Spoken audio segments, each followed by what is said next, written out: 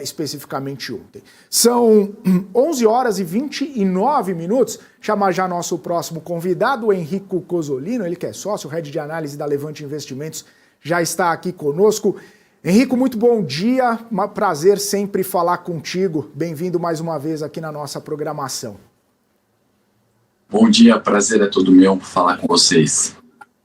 Henrico, estamos vendo um movimento, estamos vendo um movimento acentuado aí, né, na Bolsa Brasileira.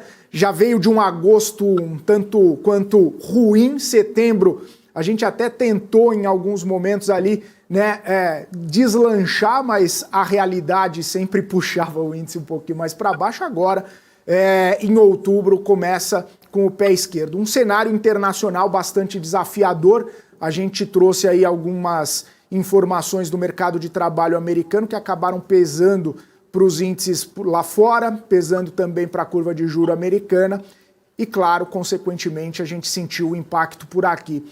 Como é que está a sua visão para esse cenário, né? O que você está tirando aí de cenário de movimentação para o nosso Ibovespa diante de toda essa movimentação, essa dinâmica internacional?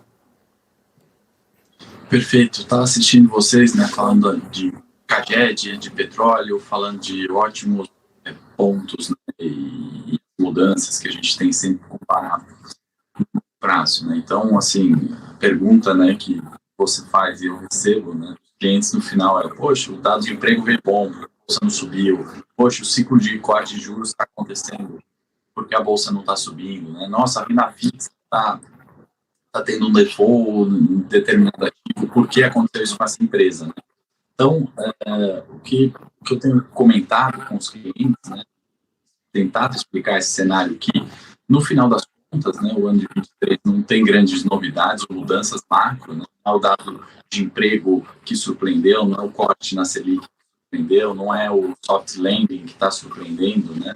Mas eu acho que os players de mercado, né, tanto os investidores, os hedge funds, a pessoa física, as próprias empresas, né, e a expectativa futura está tão grande nessa recuperação, nessa retomada, que muitas vezes o mercado antecipa, né, como sempre fez, antes dos fatos, né? E nessas semanas onde a gente vê um Fed sendo mais duro, né, o Copom, né, apesar do corte, colocar alguns problemas, o CAGED, apesar de forte, se a gente olhar a renda um pouquinho mais no detalhe, ser o mesmo nível, né, do pré-pandemia, tudo isso faz com que o mercado corrija preços, né? Então, a gente não tem uma impulsão de sair de 20 pontos ou sustentar uma alta firme acima de 115 na Bolsa, né? E, ao meu ver, também não é um pânico exagerado para que a gente perca, né, 115, 114 mil pontos e volte num cenário recessivo preocupante dos 100 mil pontos que a gente viveu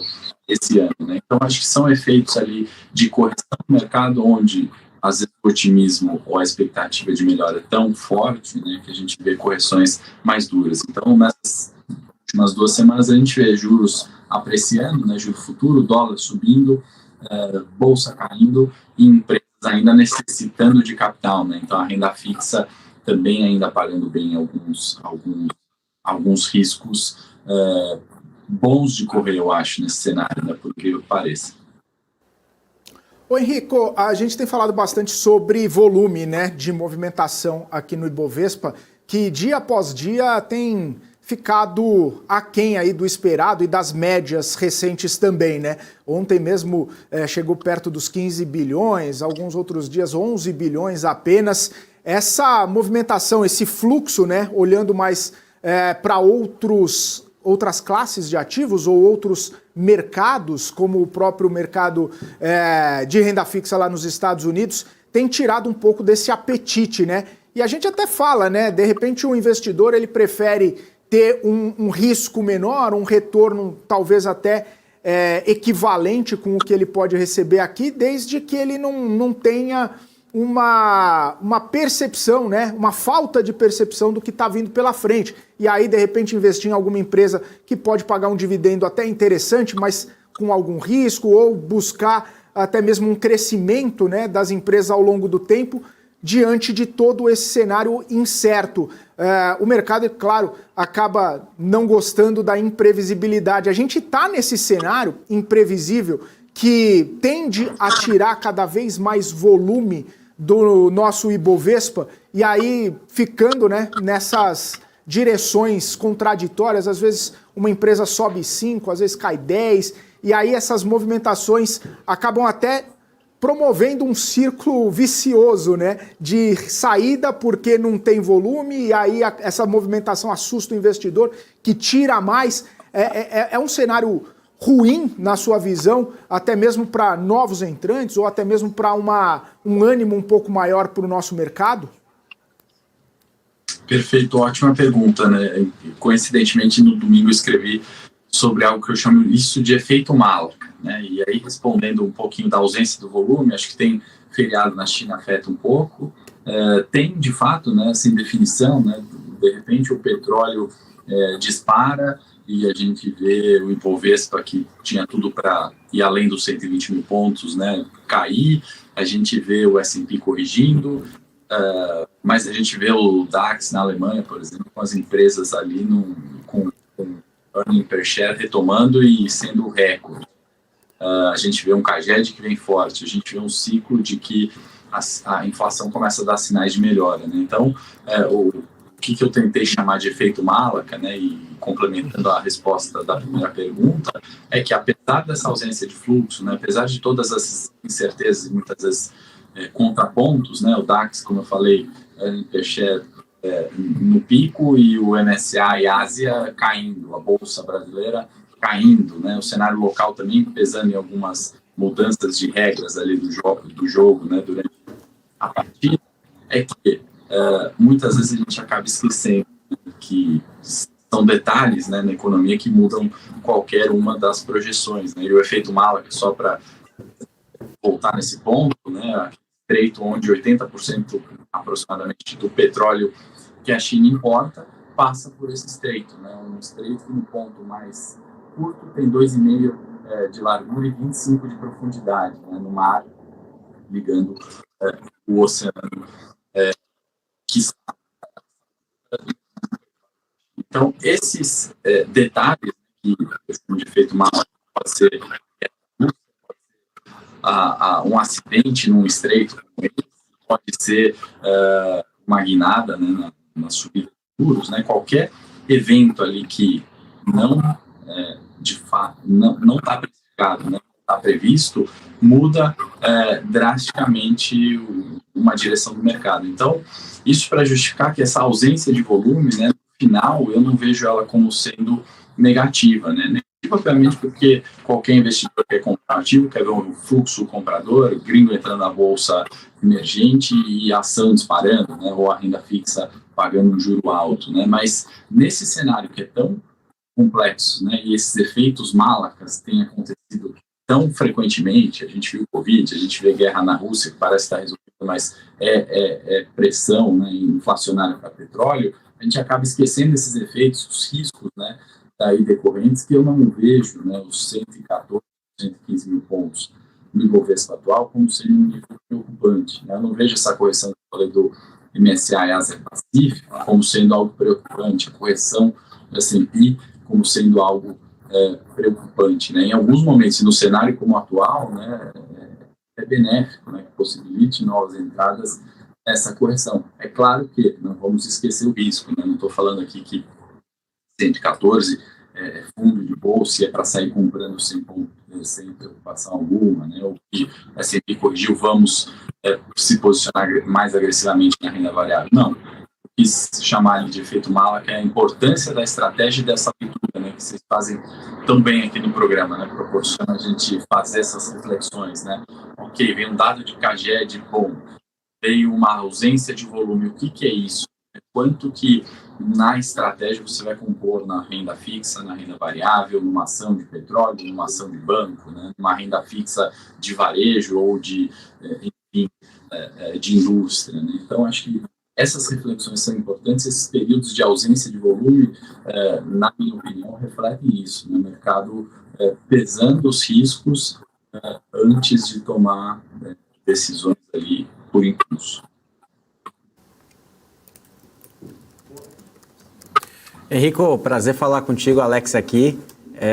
Henrico, eu queria fazer uma pergunta para você sobre um setor específico aqui da Bolsa, que é o setor de real estate, né? A gente sabe que a gente está num cenário de queda de juros, enfim, a gente tem toda aquela dinâmica que você sabe muito bem dos home builders ali de baixa renda, de alta renda, enfim, fazendo todo um panorama aqui do que está sendo contextualizado aqui das ações da Bolsa. Você acredita que esse otimismo que acabou indo para água abaixo, agora no curtíssimo prazo, está dizendo que as ações como um todo caíram até as ações desse setor, mas quando a gente olha os dados operacionais, olha a VSO, né, olha a margem bruta, na maioria das empresas, né, não todas, mas a gente consegue ver um cenário até benéfico, né, até mesmo linkando ao macro, que não é perfeito, mas essa queda de juros até ajuda olhando à frente. Né? O que você tem para destacar, se quiser falar de uma empresa específica que vocês cobrem aí, mas também no setor de real estate? Perfeito, prazer é meu falar com você. A gente está num otimismo cauteloso, né? Um otimismo cauteloso, porque um ciclo, obviamente, de corte de juros, né? Ele acontecendo, isso é extremamente benéfico para né? Esse é um ponto para ressaltar. Né? O outro ponto, o INCC, se de fato a gente conseguir controlar isso, né? De fato reduzir, que aí eu já estou um pouco mais pessimista, não sei o quanto vai ser possível dar toda a dinâmica global, né? E aí, consequentemente, isso baratearia preços, né? Não é um cenário base nosso, mas algo que fica no radar seria também, né? Bem positivo junto com o ciclo de corte de juros. A gente está, de fato, está sendo otimista, cauteloso aqui. Se a gente olhar o FIX, né? Acho que não tem ninguém reclamando de investir em fundo imobiliário neste ano especificamente, dando essa janela, né? O FIX está recuperando patamares ali do pré-início da pandemia, né? Então, como todo setor, né, tem o seu ciclo e o imobiliário vive o ciclo dele. A hora que a gente olha, né, as ações ou as empresas, né, que a gente separa em alta renda, a gente já vê um movimento que recupera parte do valor, né, falando especificamente Cyrela e Exetec, né, a gente viu uma recuperação que condiz com a realidade da empresa, né, condiz com os seus estoques, né, os chamados lending banks das construtoras, que de fato estavam a preço de mercado de graça, né, pela incerteza, né, o mercado exigindo muito prêmio por aquilo que de fato tem valor, né. Quando a gente vai para a construção em baixa renda, né, a gente está tendo ainda espaço, né, para isso se valorizar, dado o histórico, né, de governo e política que possam